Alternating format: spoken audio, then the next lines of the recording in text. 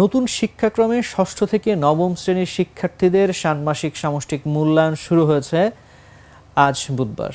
এদিন সকাল 10টা থেকে এই মূল্যায়ন কার্যক্রম শুরু হয়। বিরতি সহ চলবে 5 ঘন্টা।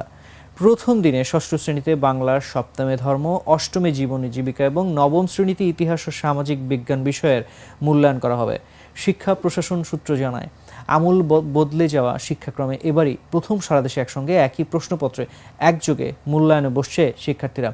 এতে অংশ নিচ্ছে ষষ্ঠ থেকে নবম শ্রেণীর 20,636 শিক্ষা প্রতিষ্ঠানের 50 লাখেরও বেশি শিক্ষার্থী।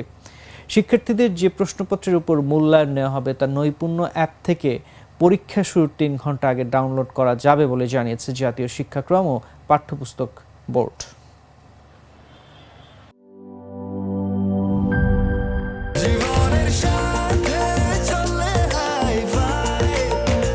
স্বাস্থ্যকর অল টাইম ফ্যামিলি কেক, সব সময় অল টাইম হেলদি লাইফ।